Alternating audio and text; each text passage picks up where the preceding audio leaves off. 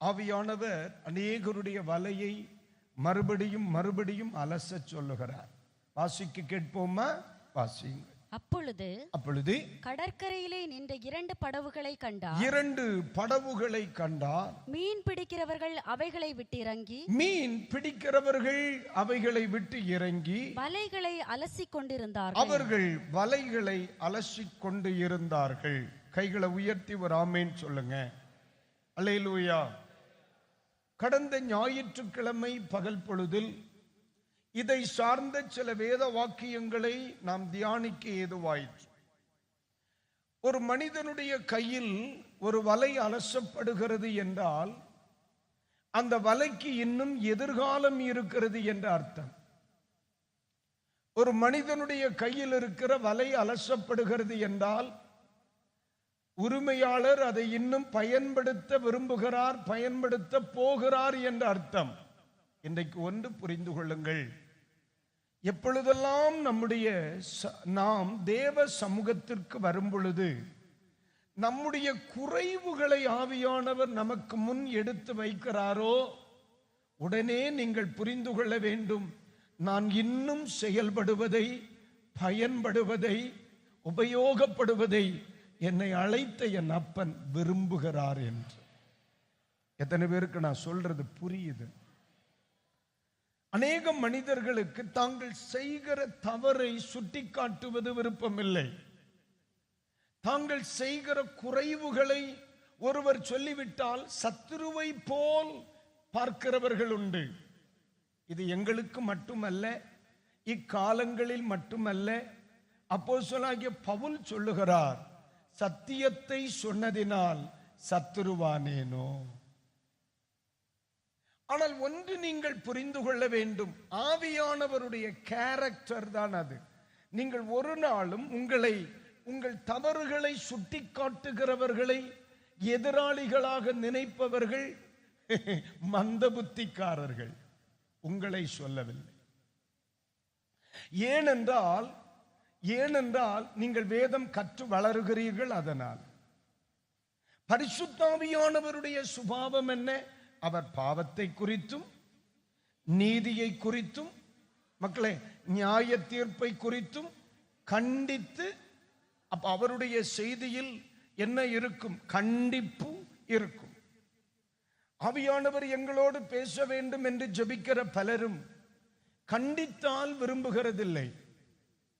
வீட்டில் இருந்து ஜெபம் பண்ணுவாங்க, என் கூட பேசுங்க சுவாமி, என் கூட பேசுங்க. இன்னைக்கு ஃபுல் மெசேஜ் எனக்கு தான் இருக்கணும், வேற ஒரு பயலுக்கு நீங்க பேசப்படாது, எல்லாமே எனக்காத்தான் இருக்கணும் அப்படின்னு ஜெபிக்கிற பலரும் ஆவியானவருடைய வார்த்தை அவர்களுக்கு நேராக கண்டித்து வரும் பொழுது அந்த நேரம் என்ன நினைக்கிறார்கள்?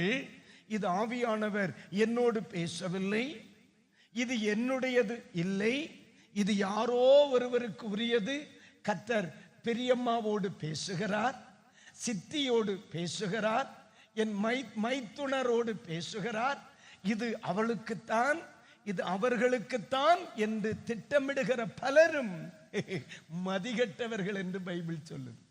நம்மை உபதேசிப்பதற்கு, நம்மை கடிந்து கொள்ளுவதற்கு, நம்முடைய நிறை குறைகளை சொல்லிக் கொடுப்பதற்கு பரலோகத்தினால் நியமிக்கப்பட்ட ஒரு நல்ல உபாத்தியார் யாரு தெரியுமா? பரிசுத்த ஆவியானவர். அல்லேலூயா, அல்லேலூயா.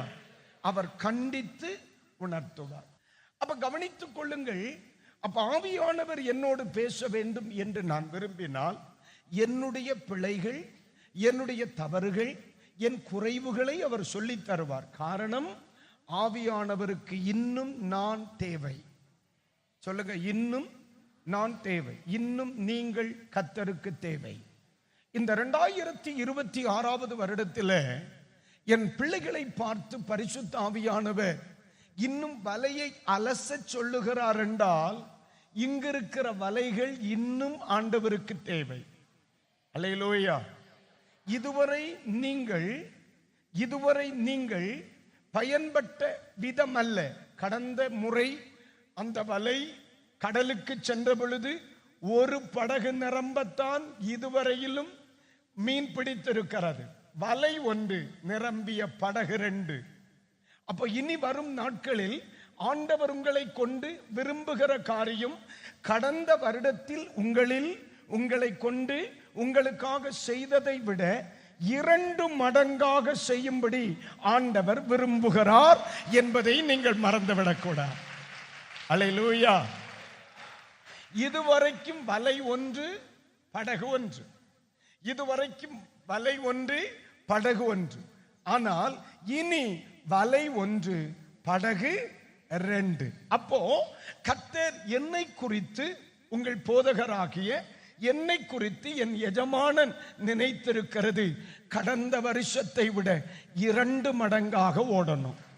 கடந்த வருஷத்தை விட 2 மடங்காக தீர்மானம் எடுக்கணும். கடந்த வருஷத்தை விட 2 மடங்காக பலன் காணணும். நான் சொல்றது எத்தனை பேருக்கு புரியுது மக்களே? அல்லேலூயா. அப்ப இந்த வருடங்கள் கர்த்தர் உங்களை இரட்டிப்பாக பயன்படுத்துகிற வருஷமாக இருக்கட்டும். அல்லேலூயா. அப்ப நீங்க கேட்கலாம், சரி இந்த வருஷத்துக்குரிய ஒரு படகு, இன்னொரு படகு இருக்கிறது எது? நீங்கள் கடந்த இரவில் இழந்த படகு, இழந்த பலன். புரியுதா? நான் உங்களுக்கு கடந்த ராத்திரியில ரொம்ப பிரயாசப்பட்டீங்க, உங்களுக்கு ஒன்றும் அகப்படவில்லை, வெறுமையாய் கரை திரும்பினீர்கள். ஆனால் ஆண்டவர் சொல்லுகிறார், நேற்று இரவில் உனக்கு கிடைக்க வேண்டியதும் உனக்கு கிடைக்காததுமான சில தாமதித்து கிடக்கும் சில நன்மைகள் கூட இந்த வருஷங்களில் நான் தர விரும்புகிறேன். சில கணக்குகள் நிவர்த்தியாகும். நம்முடைய தெய்வம் யாருக்கும் கடனாளியாக இருப்பவர் அல்ல. நான் விசுவாசிக்கிறேன். நீங்கள் விசுவாசித்தால் ஒரு ஆமேன் சொல்லலாம். அப்படியானால் இப்பொழுது நாம் வலையை கையில் எடுத்துத்தான் ஆகணும். இந்த வலையை அலச கொடுத்துத்தான் ஆகணும். நான் சொல்லுகிறேன், எனது வாழ்க்கை வலை, நான் ஒரு வலை, என் தரிசனம் ஒரு வலை, எனது தீர்மானம் ஒரு வலை, என் ஜெபஜீவியம் ஒரு வலை, என்னுடைய ஆவிக்குரிய வாழ்க்கை ஒரு வலை. இப்பொழுது நான் என்ன செய்கிறேன்? என்னை விலை கொடுத்து வாங்கின என் எஜமானனின் கைகளில், ஐயா இந்த வலையை ஒன்று கூட தருகிறேன், ஒன்று பழுது பார்க்கும்படி. எத்தனை பேர் இன்னைக்கு பகல் வேளை ஒப்பு கொடுக்க போறீங்க? தம்பி நான் சொல்றதை கவனிக்கணும். ஒன்னு கவனிச்சுக்கிறேம்மா, இந்த டைரி நான் காசு கொடுத்து வாங்கினேன். இந்த டைரியை நான் வாங்காம இருந்தா ஏதாவது ஒரு கறிக்கடைக்காரன் வாங்கியிருப்பான். இது கறிக்கடைக்காரன் கையில போயிருக்கும்னா இரத்தக்கரை புரண்டு எங்கேயாவது ஒரு குப்பையில கடந்திருக்கும். ஆனா என் கையில் வந்ததுனாலதான் இந்த டைரி ஒரு பரிசுத்த ஸ்தலத்தை அலங்கரிக்க. புரியுதா மக்கள்? சாதாரண 20 ரூபாய். இது ஒரு அலுவலகத்திற்கு, வேற ஏதோ ஒரு வழக்கறிஞரின் அலுவலகத்திற்கு சென்றிருந்தால் இது கள்ளக்கேசின் பேப்பர் வைப்பதற்கும் அநியாயக்காரனுடைய வார்த்தைகளுக்கு மேலே இது இருந்து எங்கேயோ ஒரு அநீதி நிறைந்த ஒரு இடத்தை அலங்கரிக்கும். ஒரு தேவ மனிதனின் கையில் வந்ததுனால இது பல வருடங்கள் பரிசுத்த ஸ்தலத்தை அலங்கரிக்கும். கைகளை உயர்த்தி ஆமே ஆமே அல்லேலூயா. இங்கே இருக்கிற இந்த ஸ்பாஞ்ச் இது என்ன விலை என்று எனக்கு தெரியாது. இது சிங்கப்பூரில் ஒரு சகோதரன் எனக்கு இதை நிறைய வாங்கி கொடுத்தார். அதனால தான் நான் கலராய் மாட்டிட்டு. இது என் கையில் வராமல் இருந்திருந்தால் இது இந்தியாவை கண்டிருக்காது. இது என் கையில் வராமல் இருந்தால் இது விமானத்தில் பயணித்திருக்காது. இது என் கையில் வராமல் இருந்திருந்தால் இந்த பரிசுத்த ஸ்தலத்தில் இது நின்றிருக்காது. இது என் கையில் வராதிருந்தால் இந்த ஸ்பாஞ்சை உலகம் பார்த்திருக்காது. இன்னைக்கு ஆல் ஓவர் வேர்ல்டு இந்த ஸ்பாஞ்சை பார்க்குதா இல்லையா? அதுக்கு காரணம் என்ன? இது யாருடைய கைகளில் வரணுமோ அவருடைய கைகளில் வந்தால் மட்டும்தான் எதிர்காலம். அல்லேலூயா. மக்களே, நீ ஏன் உன்னுடைய வாழ்க்கை ஆண்டவர் கையில கொடுன்னு நான் சொல்றேன் தெரியுமா? தெரியுமா? என்ன பாருடா, 9ஆம் வகுப்பு படிச்சு சாதாரணமா மணல் சுமந்து கொண்டிருந்த ஒரு சாதாரண ஒரு மளிகை கடையில் வேலை பார்த்து எங்கேயோ ஒரு கூலி வேலை செய்து வாழ்ந்து கொண்டிருந்தனா, இந்த வேத புத்தகத்தை எடுத்த ஒரே காரணத்தினால 4 பேர் கையெடுத்து கும்பிடுகிற ஒரு மனுஷனா என் தேவன் மாற்றினார். அல்லேலூயா. அதுதான் மக்களை வாழ்க்கை. இன்று நீ எங்கே இருக்கிறாயோ அந்த இடம் நாளை நீ எங்கே இருக்க போகிறாய் என்பதை நிர்ணயம் செய்யும். மறக்காத. அல்லேலூயா. நாளை நீ எங்கே இருக்க போகிறாய் என்பதை இன்று நீ எங்கிருக்கிறாய் என்ற இடம்தான் தீர்மானம் செய்யும். இன்று துன்மார்க்கனோடு, இன்று குடிகாரனோடு, இன்று வேசிக்கள்ளனோடு, இன்று விபச்சாரக்காரனோடு, இன்று உலகத்தானோடு, இன்று விக்கிரக ஆராதனைக்காரனோடு, ஆமென், உலகத்திலே தேவனுக்கு சித்தமில்லாதவைகளை செய்கிறவனோடு இன்று அமர்ந்து விட்டு தேவன் உன்னை உயர்த்த போகிறார் என்று சொல்லுவாயானால் உன்னை போல ஒரு பைத்தியக்காரன் ஒருவனும் இல்லை. கைகளை உயர்த்தி ஒரு அல்லேலூயா, அல்லேலூயா. இந்த பலிபீடத்திலே பல பொருட்கள் இருக்கிறது. சிலது என் காலுக்கு கீழே இருக்கிறது, மேட். சிலது என் முன்னே இருக்கிறது. சிலது என் வலதுகை இடதுகை, இப்படி வலதுகை இடதுகை பக்கம் இருக்கு. ஆனா இதெல்லாமே எங்க இருக்கு தெரியுமாடா? தேவனுடைய சமூகத்தில் இருக்கு. அதுக்கு காரணம் என்ன தெரியுமா? எங்கேயோ ஒரு தேவ மனிதனின் கையில் இது சிக்கினதுனாலதான். இன்றைக்கு ராத்திரி பகல் வேளை சொல்லுகிறேன், நாம் ஒரு நல்லவரின் கையில் அகப்பட்டால் நம்முடைய வாழ்க்கை எவனாலும் தொட முடியாத இடத்தில் இருக்கும். அல்லேலூயா. ஒரு சொற்ப சந்தோஷத்துக்கு வேண்டி ஆண்டவரை விடுகிறவன், ஒரு சொற்ப சந்தோஷத்திற்கு வேண்டி தெய்வ சமூகத்தை விடுகிறவன், ஒரு சொற்ப சந்தோஷத்திற்கு வேண்டி பெற்றோரை விடுகிறவன், ஒரு சொற்ப சந்தோஷத்திற்கு வேண்டி தேவ சமூகத்தை விட்டு விலகுகிறவனை போல முட்டாள் இந்த உலகத்தில் எவனுமே இருக்க மாட்டான். ஏன் தெரியுமா? இந்த உலகத்தில் யார் கைவிட்டாலும் கைவிடாத ஒருவர் நான் பிரசங்கிக்கிற இயேசு. எத்தனை பேருக்கு நான் சொல்றது புரியுது? அல்லேலூயா. அப்போ நான் சொல்லுகிறேன் பரிசுத்த ஆவியானவர் நம்மோடு பேசட்டும். ஸ்தோத்திரத்தோடு இருக்கிறீங்களா? கொஞ்சம் உதவியாய் இருக்கும். அப்ப கவனிங்க, இந்த இடத்திலே வலை என்ன செய்யப்படணும்? ஆமென், எஜமானனின் கைகளில் அலசுவதற்காக வரணும். இப்போ வலைக்கு ஒரு நம்பிக்கை, என்னை கர்த்தர் அலசுகிறார், அப்ப எனக்கு எதிர்காலம் உண்டு. என் கர்த்தர் என்னை அலசுகிறார், என்னை பயன்படுத்த போகிறார். என்னை அவர் அலசுகிறார், என் படகு நிரம்ப போகிறார். என்னை அலசுகிறார், அப்போ நேற்று இருந்த வறுமை என் வாழ்க்கையில் நிச்சயம் மாறும். நல்ல கவனிங்க, ஒரு தகப்பன் கையில் எடுக்கிறானானால் அவன் உன்னை சிநேகிக்கிறான் என்று அர்த்தம்.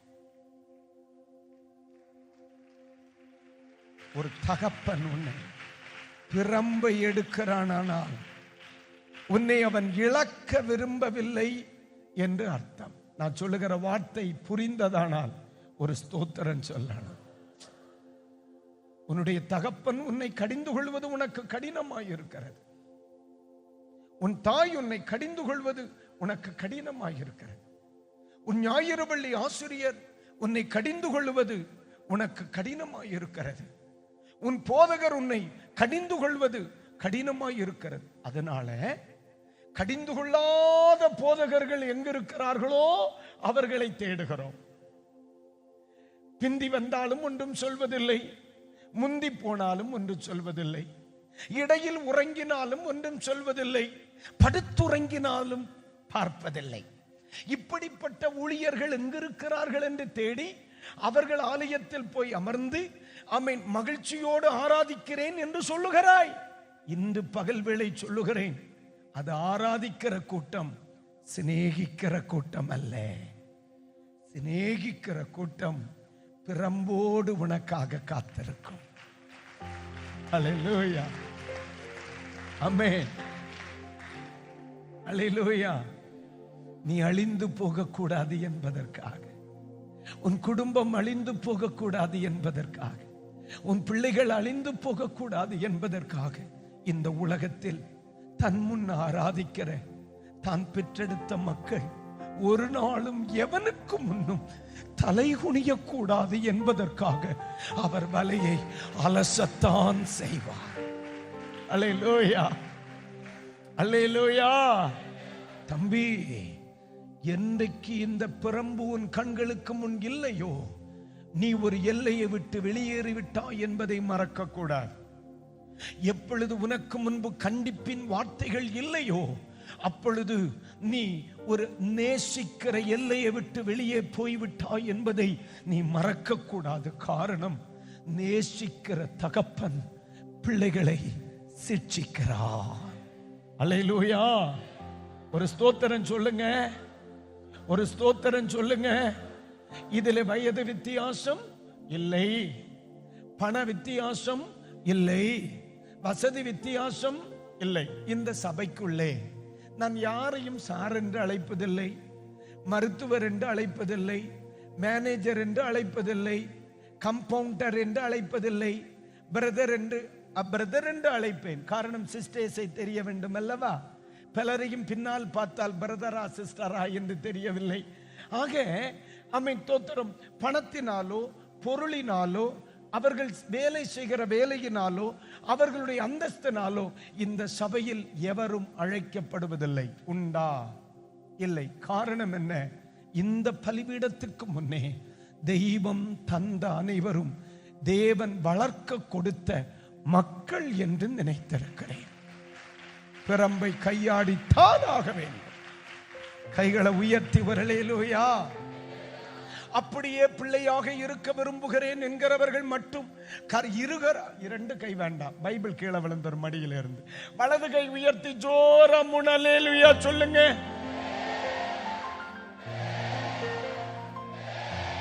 அப்படியானால் இந்த வருடத்தில் எனக்கு எந்த தடையும் இல்லை. அல்லேலூயா, அல்லேலூயா. இந்த கூட்டத்திற்குள்ளே மருத்துவர் உண்டு, மருத்துவர் உண்டு. இந்த இருக்கிற இந்த கூட்டத்துக்குள்ளே உயர்ந்தவர்கள் உண்டு, மேனேஜர் உண்டு. மேனேஜர் எல்லாம் பள்ளிக்கூடத்தில், பேங்க்ல, டாக்டர் ஆஸ்பத்திரியில, சாரு பள்ளிக்கூடத்தில். இது தகப்பனின் வீடு, மக்க இருக்கிற ஸ்தானத்தில். அல்லேலூயா. மக்களே, உங்களுக்கு யாருக்கு பணமோ அந்தஸ்தோ எனக்கு வேண்டாம். பரலோகத்தில் நான் எழும்பி நிற்கும்போ எனக்கு கூட ஒண்ணு நிக்கணும். அது ஹல்லேலூயா.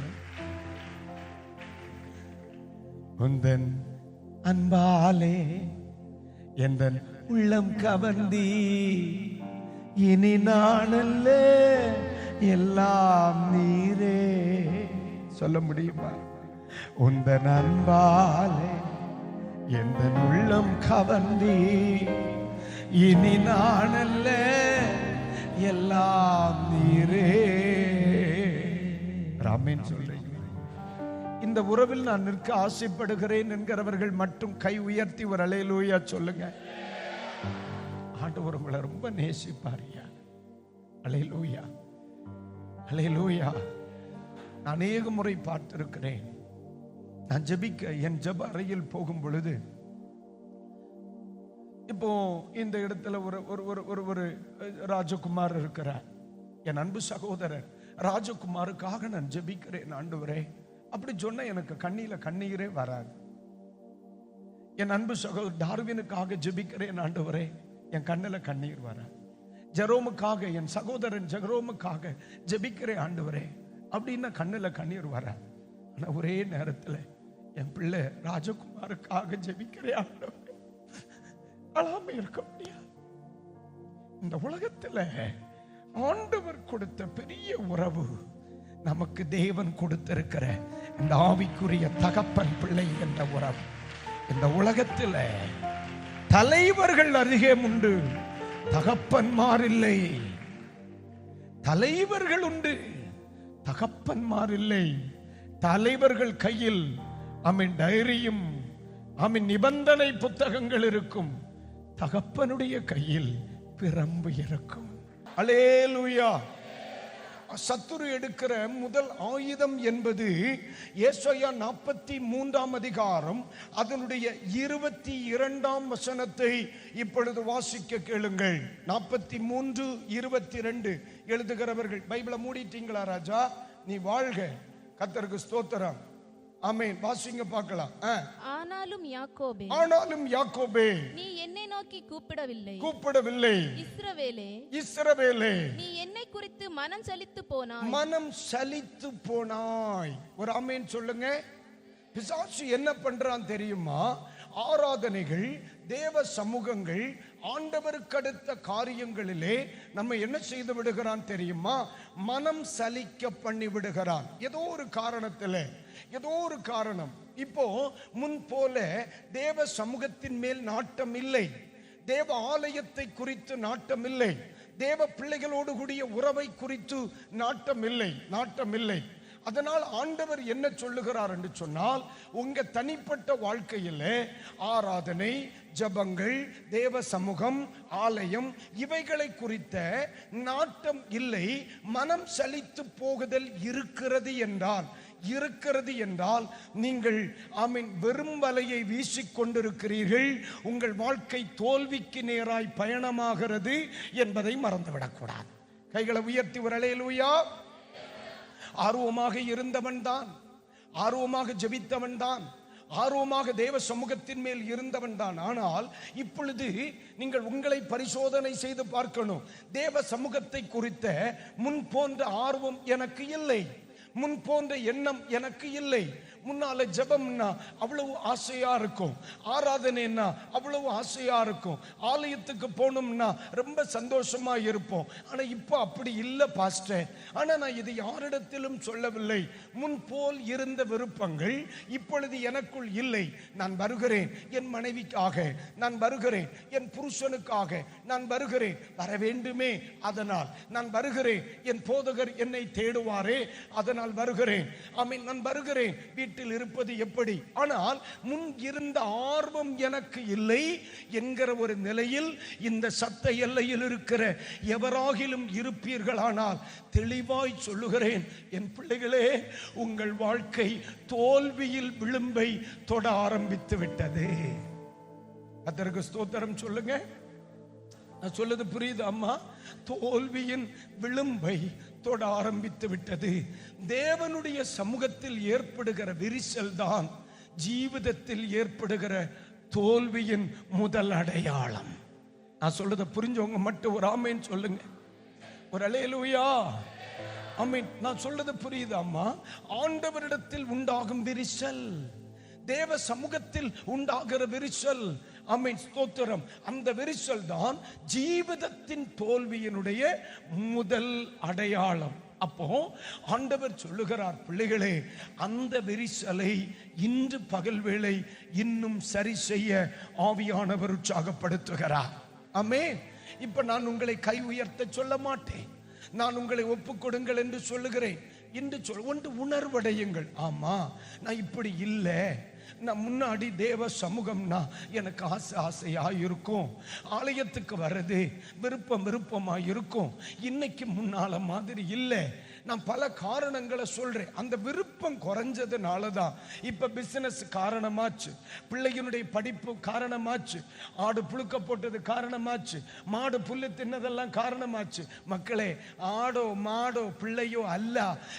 இதற்கு காரணம் உன்னுடைய இருதய சலித்து போனதுதான் காரணம். மோனே, அன்றைக்கும் உன் வீட்டில் ஆடுகள் இருந்தது, அன்றைக்கும் உன் வீட்டில் மாடுகள் இருந்தது, அன்றைக்கும் நீ தொழிலாளியாகத்தான் இருந்தார், அன்றைக்கும் உனது வாழ்க்கையில் நேரமின்மை இருந்தது. ஆனால் எல்லாவற்றை விட அப்பாவின் பாதம் உனக்கு அழகானதாய் தெரிந்ததினால் எந்த காரணமும் உனக்கு இல்லை. இன்று சொல்லுகிறேன், உன்னை தோத்திரம் ஆர்வமின்மை என்கிற ஒரு இடத்தின் வட்டத்தில் இடத்திலே சத்துரு கொண்டு வந்து நிறுத்தி இருக்கிறான். இன்றைக்கு நீ கவனம் செலுத்தவில்லை என்றால் இனி நடக்க போகிறதற்கு யார் உத்தரவாதி? இன்றைக்கு நீ சரி செய்து கொள்ளவில்லை என்றால் இனி வரப்போகிற தோல்விக்கு யார் உத்தரவாதி? உன்னால் உத்தரவாதம் எடுக்க முடியாது. இந்த பூமியில் வேற யாரும் உத்தரவாதம் பண்ண முடியாது. ஆகையால் சொல்லுகிறேன், ஆண்டவரிடத்திலே சொல்லுங்க, ஆண்டவரே அதுதான் எனது உண்மையான நிலை. இயேசுவின் நாமத்தில் இன்றைக்கு உம்முடைய கரத்தில் என்னை ஒப்புக் கொடுக்கிறேன். அந்த முன் அனுபவத்தின் ஆர்வத்தை எனக்கு மறுபடியும் தாரும் என்று நீங்கள் ஜெபிப்பீர்கள் என்றால் இன்றைக்கு பகல் வேளையில் பரிசுத்த ஆவியானவர் உங்களுக்கு ஒரு விடுதலை தருவார். அந்த சத்துருவின் திட்டத்தை நீங்கள் கைத்து விடுவீர்கள்.